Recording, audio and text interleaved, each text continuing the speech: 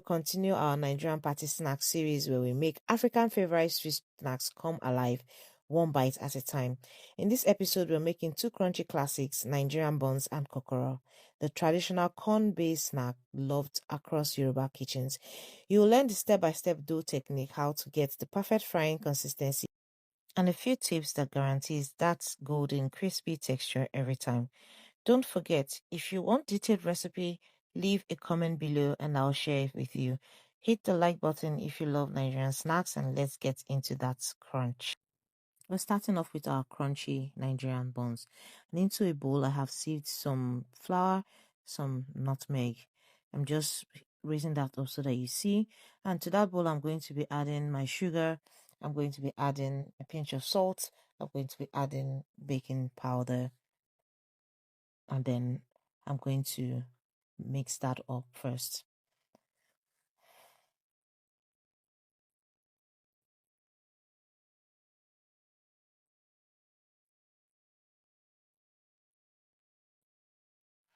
Then after that, I'm going to make a hole in the center, just like you can see in the video.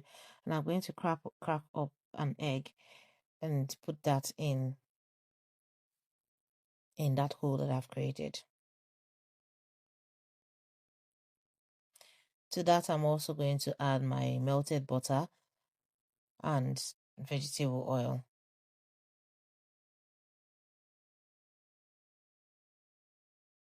This buns recipe is quite different compared to other recipe.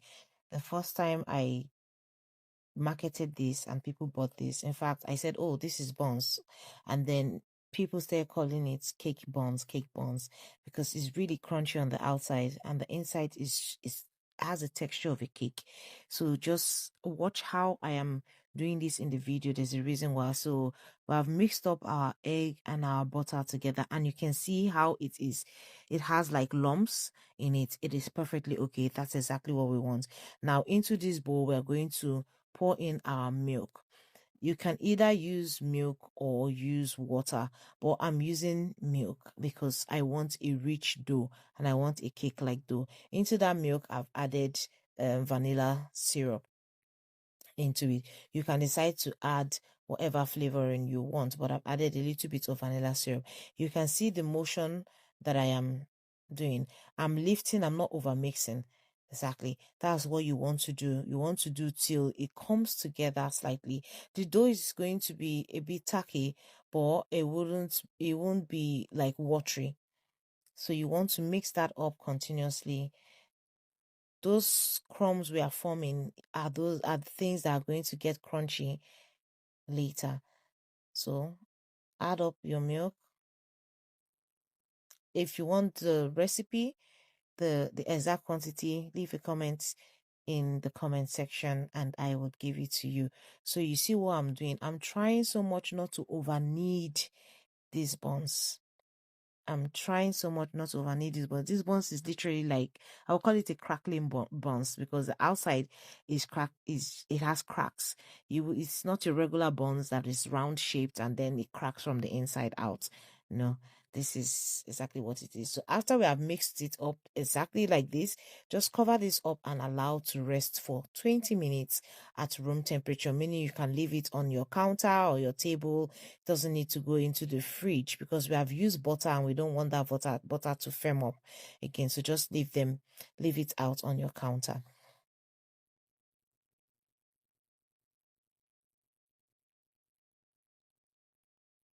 After about 20 minutes, or before the 20 minutes, I'm going to add some vegetable oil into a deep pan, a deep frying pan. Use a deep frying pan where to deep fry this. My pan isn't even deep enough, and you see why while we are watching this video. So you put enough oil because we are deep frying these buns. After our oil gets hot, we're going to be adding in our buns. And the technique to add these buns, unfortunately, I didn't record that in the video, but I promise to give you an update. But you're going to see what the buns looks like already in the hot oil while it was frying. you can see what it looks like. It's not round shaped. Okay, so if you use a deep pan, what happens is that the buns would float to the bottom and then rise to the top. Well, I haven't used the deep pan, I used the shallow pan, but it still worked out. But I would advise that you use a deep pan. You can see that the dough seems to be pulling apart somehow. Yes, it is fine. Just get enough dough. That is the crackling. If this pan had been deeper, you would have had I didn't have to like struggle for it to like turn it. But because I've struggled to turn it, that's why you see some of them coming out. So that's what it looks like. You're going to allow that fry and it's going to flip by itself just like the puff puff in a deep pan. So I would insist again and I would say again, please use a deeper pan. I've made this mistake so that you don't make the mistake.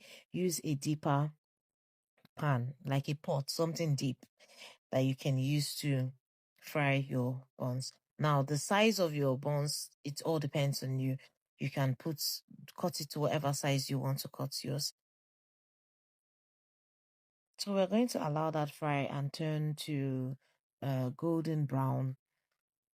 Ensure that your heat, the temperature of your stove is not overly high, because what happens is if it's too hot, the outside will be cooked and the inside will not be cooked.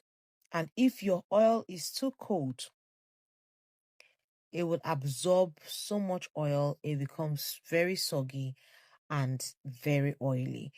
But that's not what we want to achieve. So make sure that your fire is on medium heat.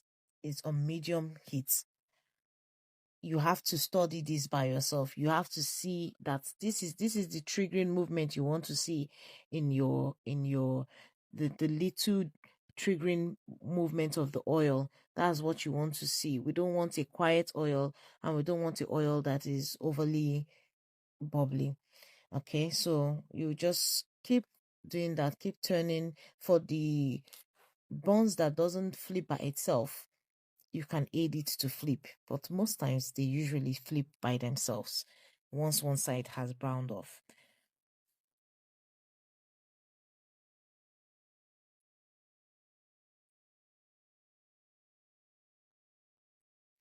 Again, I would say this is not your regular Nigerian buns. It's not the regular Nigerian buns. This is a crunchy Nigerian buns. As my customers will call it, they call it cake buns, because the inside is super fluffy like a baked cake, I promise you. And the outside is crunchy. Crunchy in a melting moment kind of way. It melts in your mouth. You get that crunch and then it melts in your mouth. And tips that I will still repeat over and over again: do not overmix your dough. Do not do that slapping motion that they do with the regular Nigerian buns. You won't get this type of buns. And I would advise that you try these buns and tell me which one you prefer. If you prefer our regular Nigerian buns or this crunchy Nigerian buns. You can see our buns is browning up very nicely. Please do not be in a hurry. You need to exercise patience and you need to keep an eye on your buns while it's on the fire. So it's about almost ready to come out. And then you need to get your sieve and a paper towel so that you can put in your buns and the excess oil can be soaked up by the paper towel. So that's what you need to get ready for this stage. Once it gets to this stage, and do not be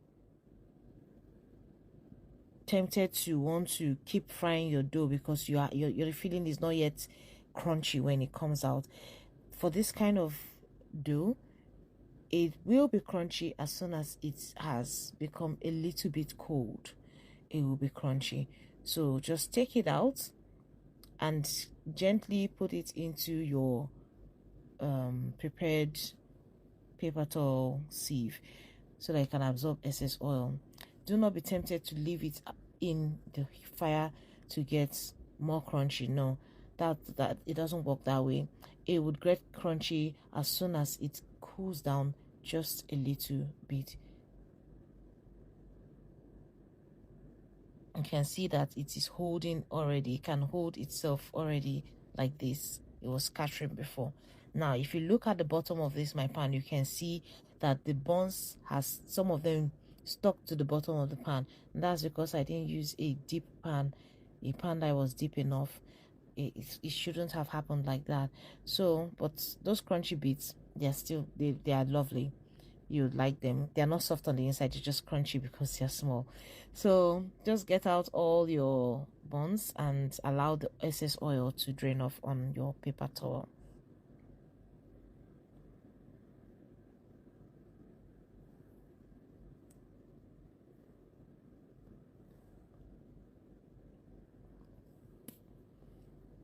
Again, if you want the full recipe, I could give this to you and you can commercialize your your these buns, and people can, they will testify the difference between this one and the other one. If you want the recipe, comment in the comment section below and I would give it to you. So that's all about our crunchy buns, and this was how we put it on a platter. I just piped some vanilla cream on it. Moving on to our next recipe, we're moving on to our kokoro. It is a Yoruba corn snack. I remember eating this as a child. So for this, you can use corn, dried corn blended, but I don't have that available, and I'm going to show you how to use the corn flour for this recipe. So you can see me taking out 1 cup of the corn flour, and the reason for this you would know later in the video. So we're going to reserve that. We're going to put that aside, and then we're going to use this other 1 cup, and we're going to add some salt. The remaining one, we'll add some salt. We're going to add sugar, add everything. Then to this bowl, I'm also going to add some pepper. Some people would add ginger to this, but ginger these days has become very scarce. So I'm not adding ginger to mine. So I've just added some dried black and red pepper, and I'm just going to mix that up together properly.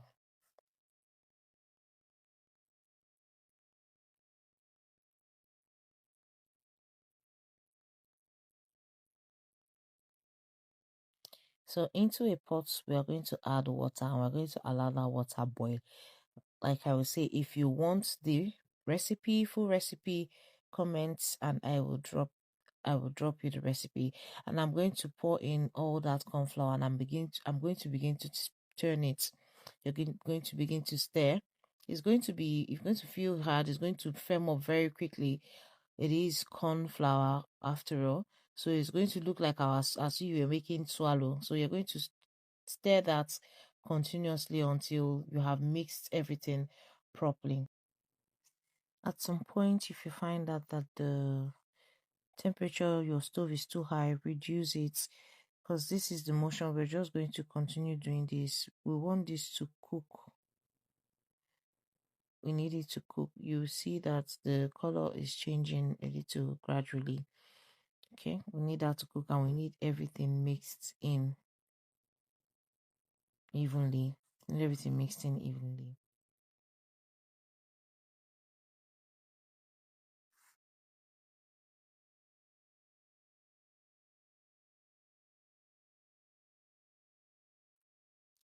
At this point, cooked corn flour is ready.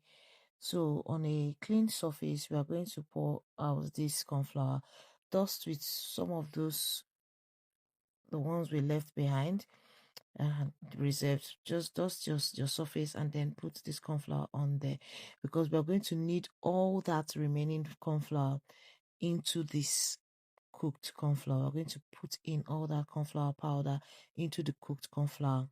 So it's sticky at this point, so I'm going to try to get as much as I can out of that pot, and then we're going to begin to mix. We're going to begin to mix this dough. Okay, you can wait for your dough to cool down for a bit if it's going to be too hot for your hands. I'm already used to hot things. Um, we had a training on that, so we're going to just knead into that dough. Going to keep kneading. We'll pour in all that flour. Don't be worried if you feel like it's stiff. No, that is the secret to getting that crunchy kokoro. It needs to have all much of corn flour in it needed into it. It's going to go from this yellowish like color now to something a little bit like whitish. So you need that in. Continue kneading. If the dough breaks apart, put them back together. Continue kneading.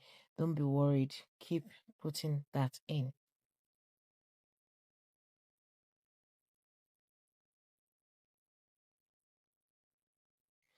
People may want to ask if this can be done with a mixer. I haven't done this with a mixer before, but I'm certain you can with your hook attachment.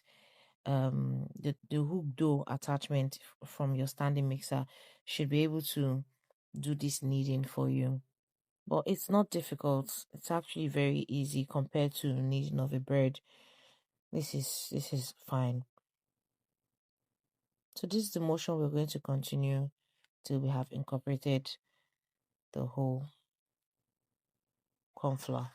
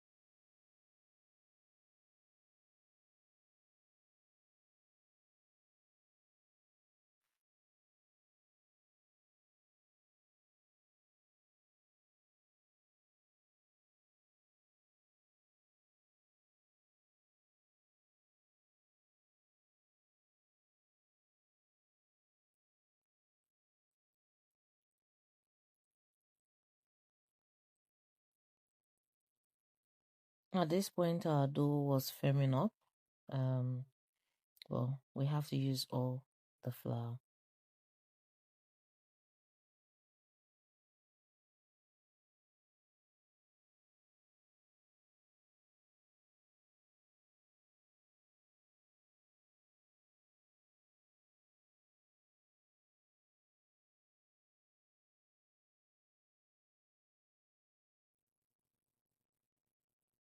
Do not be worried about over kneading the dough. As corn flour is not one of those flours that can develop gluten, compared to all-purpose flour, bread flour. It's not that high in protein, so yeah. So that's it. The dough is all going to come together finally. It's not going to be stretchy. It's going to cut very easily. If you've made bread before, you'd know the difference when you cut through this. There is no gluten developed, nothing. As you can work this as much as you want to.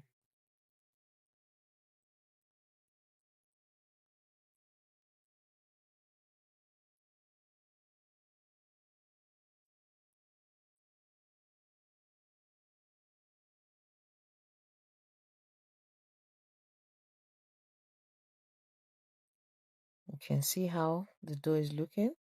Mm-hmm. That's exactly what we want. We want the dough to be this exactly what it's looking like. It's looking smooth. It has all come together. It has absorbed all that extra corn flour.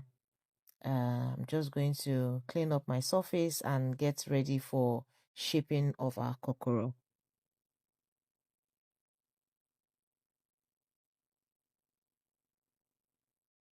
So we're going to, if you have a child around or anybody, you can tell them, give them this assignment to do the shaping of this kokoro, because I had other things to do. So at this point, I was showing one of the kitchen assistants how to shape this up for me. So what you do is just cut a piece, and then you're going to roll out from the inside out, and you're going to get like a pointed tip. The two sides with pointed tip. You can see I had to cut that part because it's becoming too thin. If it's too thin in the middle, that's not right. So you need to shape it as you see. That's how we're going to shape our kokoro. Okay. So these, there's no scaling. You don't need to weigh. Just cut and shape. So once you've done that, arrange them on a tray, or if there's a space on your counter, you can leave them somewhere on the space on your work table. So I'm just going to transfer that to a tray, and then I'm going to give it to the kitchen assistant to continue shaping the kokoro. Like I said earlier in the video, it is best for the original taste. It is best to use the maize, the dried maize that have been blended. It is best to use that maize because it would give you the best flavor for kokoro. But this is what I had available, and I'm making use of it. To fry our kokoro, we have to heat up oil. You can deep fry, you can shallow fry. I'm kind of shallow frying here. I'm not deep frying. So I'm just going to put that in my hot oil. Note again, the oil should not be extremely hot and it shouldn't be too low. So you can see that strict movement we have there. So you put your kokoro in. If you do not have a wide pan, you can use a deep, if you have a deep, very deep long pot, but that's going to take too much oil. If you don't have a wide pan, you can just use the pan that you have, but make sure that your kokoro is rolled out to the length of your pan.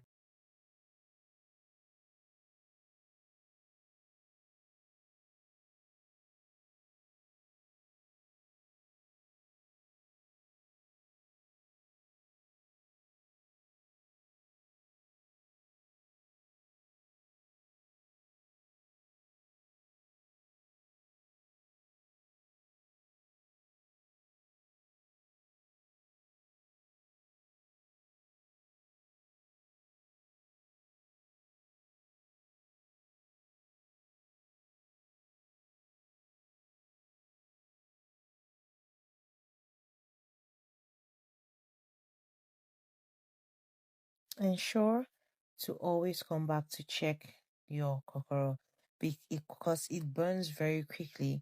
It can burn within, the moment you seem to forget, it can get burnt.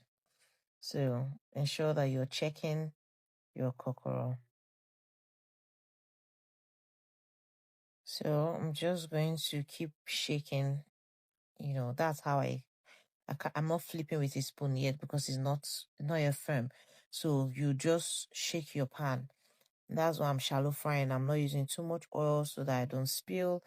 I'm just going to shake my pan to change the position of the kokoro.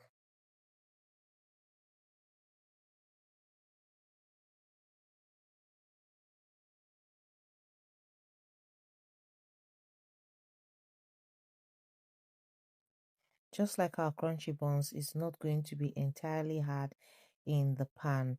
When you notice that it has browned up nicely, put them on a paper towel and let it absorb excess oil. So this is what it looks like after we have finished. So as always, guys, thank you for watching till this point. Let me know in the comment section if you need the recipe for our kokoro and our crunchy Nigerian buns. If you have not subscribed, please hit the subscribe button so you can get notified when we've uploaded the remaining party snacks. Till next time, keep exploring. Bye. In the final episode of my African Party Snack series, I'm creating something completely original, plantain pizza. There are many plantain pizza out there. Well, I think you'll find this one interesting. This unique recipe combines the traditional pizza base with a smooth blended gari flour for stretching the dough, fried ripe plantain as one of the toppings, and a rich tomato and crayfish-based sauce that gives it that unmistakable African twist. Whether you love pizza, plantain, or just exploring new flavors, this fusion will leave you inspired and craving for more. Perfect for party, family dinners, or weekend treats. Wonderful recipe? Comment below and I'll share it with you.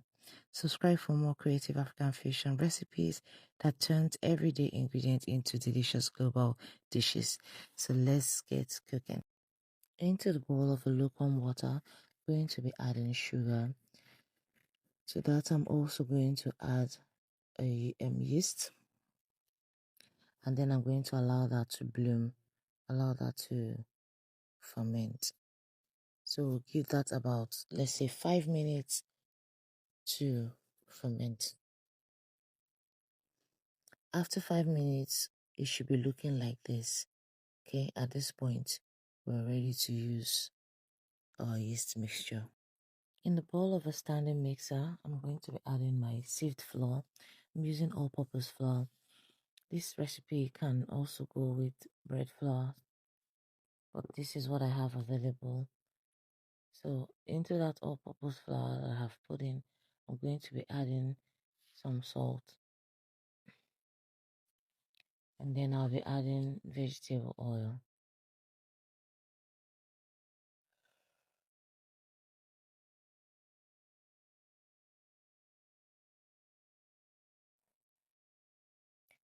And to that, I'll be adding our bloomed yeast liquid. Make sure you get all the ingredient out. Scrape down your bowl with a spatula. Get it all out. And then with your hook dough attachment, we're going to knead this till we have all our ingredients incorporated and our dough has stretched out and is pliable and easy to work with. So ensure that you start on low speed just to avoid your flour going everywhere.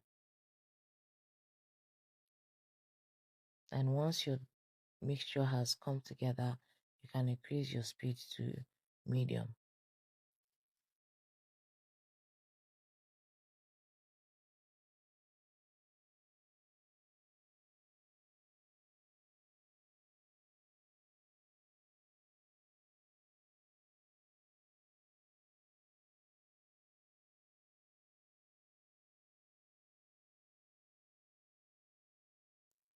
Ensure that you check your dough and scrape down the sides of your dough. I'm doing this because my mixer is quite large and the quantity I'm making is not so much. So I have to aid it, like scrape underneath so that it picks up all the flour. So if you are using this kind of blender and you have this quantity, you need to aid that so that you can get everything come together.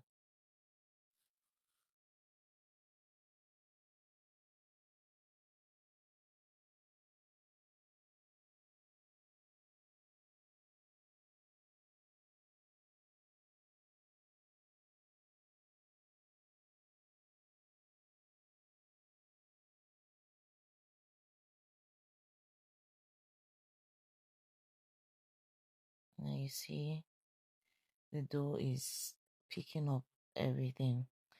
So it goes from that to this. We've increased it to medium speed, and we're going to, the dough is looking stretchy. Yeah, it's, you can see that it's not sticking to the sides of the bowl. So we're going to scrape that out. Scrape out every bit of it.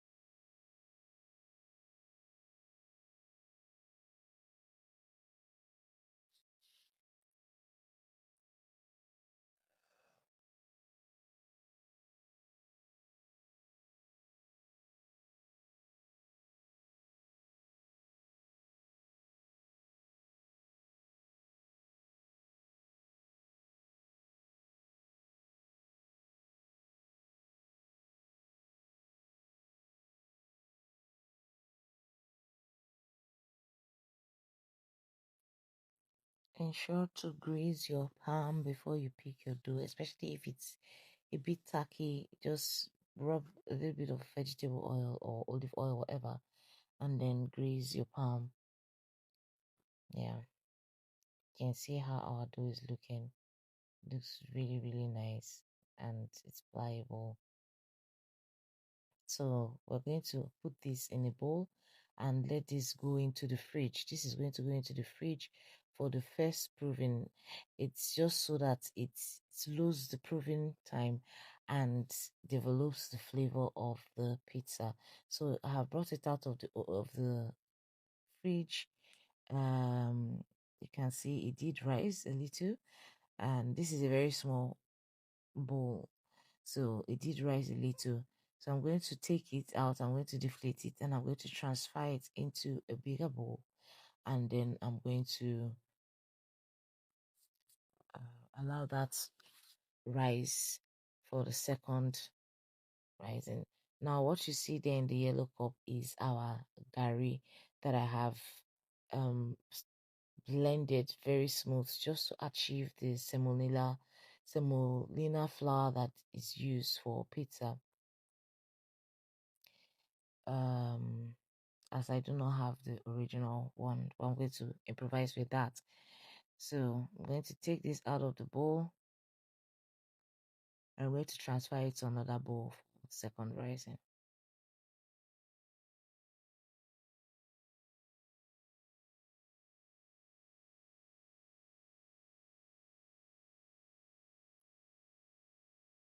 So as usual, you grease your bowl and then you put in your dough and allow this rise at room temperature or a warm place, or if you have a proofer, just allow your dough to proof till it doubles in size. So after you've put that in your bowl, you're going to cover that up with a cling wrap. If you've got a poly bag, you can cover that with a poly bag or a damp towel.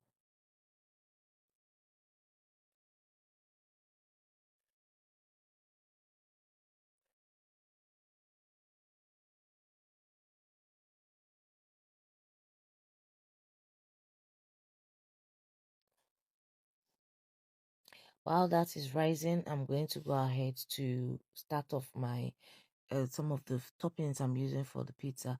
So I'm using two hot dogs, and I'm using some gari, like you see I'm showing you there, and then I'm going to be using this very ripe plantain. So we're going to get a very sweet, like a very sweet pizza.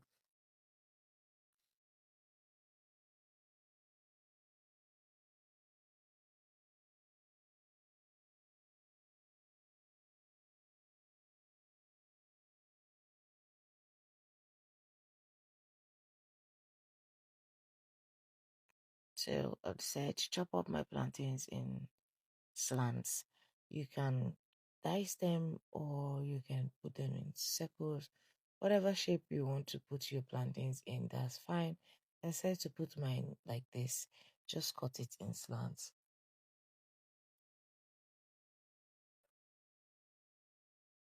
Because of how ripe the plantains are, I'm not going to be using any salt I'm just going to fry that as it is naturally.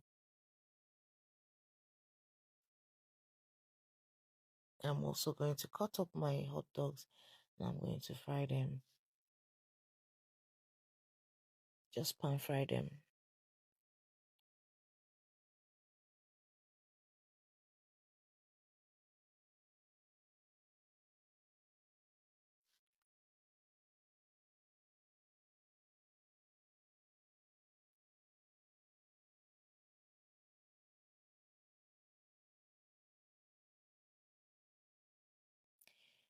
So I'm frying my plantains.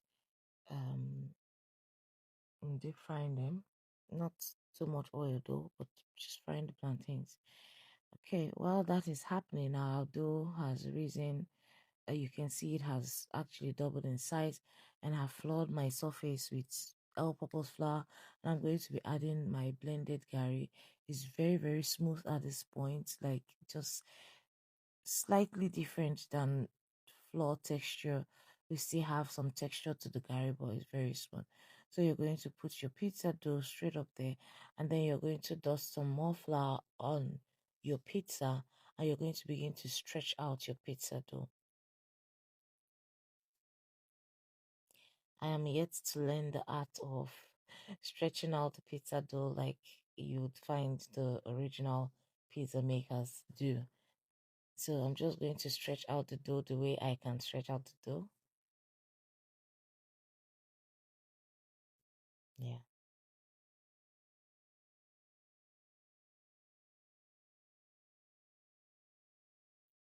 So at this point, I realized, oh, I can actually put this on the pizza pan and do a proper stretch on it. So I'm going to add some gari to that pizza pan, and then I'm going to transfer my pizza dough to the pan and finish the stretching on the pan. So this dough is going to cover up this whole circle. I'm just going to keep stretching.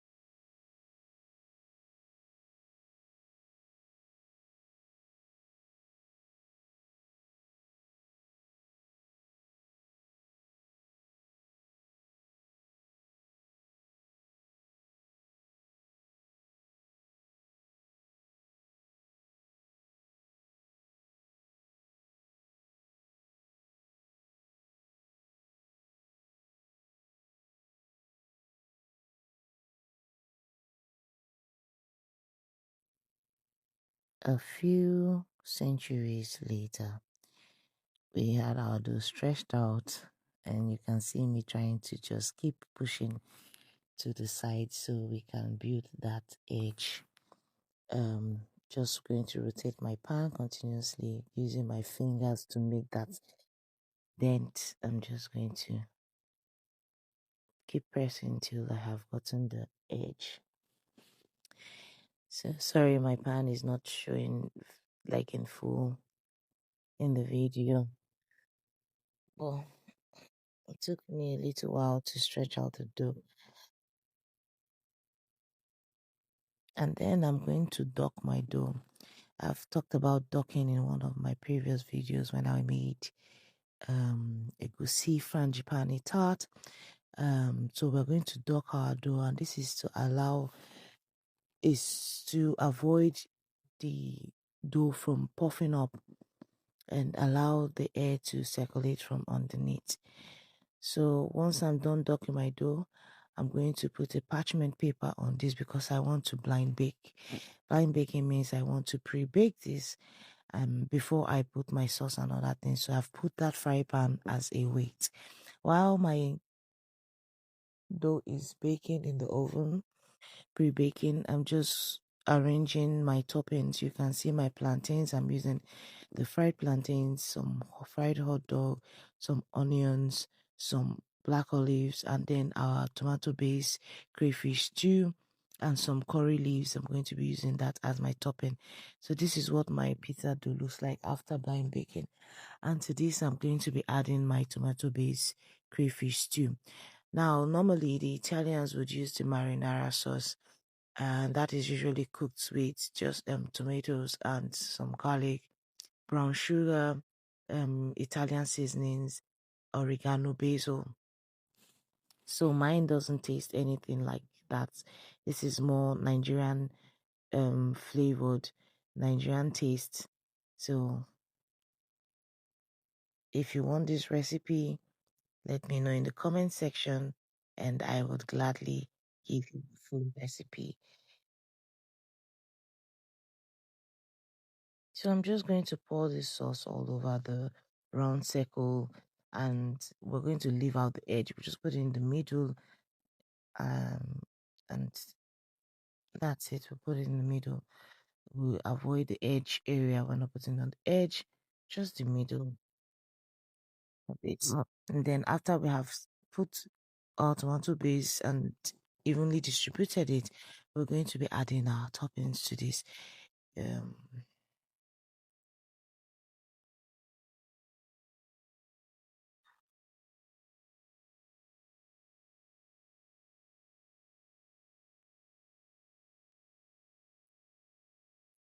so I'm drizzling a bit of olive oil, and that's just to keep it more moist.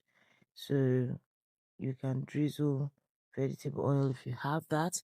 I prefer to use olive oil for this.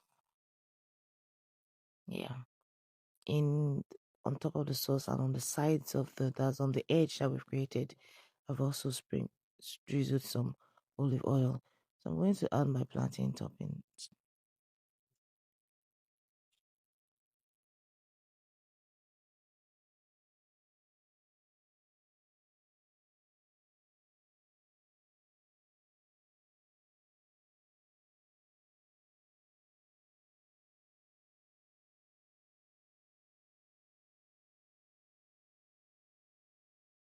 So I decided to also use some beef that has been fried already.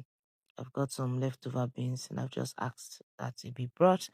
So I'm going to be using some beef, and I'm also going to be using some chili peppers. I'm going to add some sliced peppers later. You probably wouldn't see when I did put it, but I'm just going to add that. And of course, we'll be using some mozzarella cheese. We'll be using some cheese for this recipe.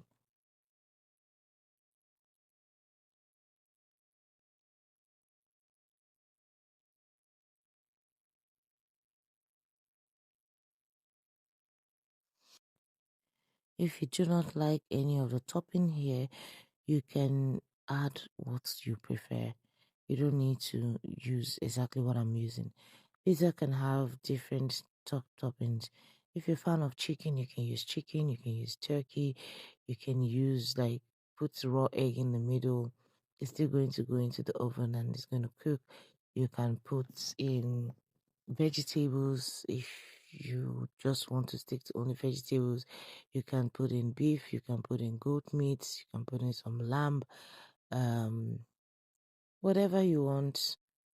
You can put in green olives if you prefer. Some people prefer pineapples, you know. So it's your choice. For today's recipe, we're trying to adopt our Nigerian flavor into pizza. So I've added some onions, and I'm just going to use my hand to shred the beef in it. Just cut that in it. Our beef is already very tender and soft, and it will easily pull apart.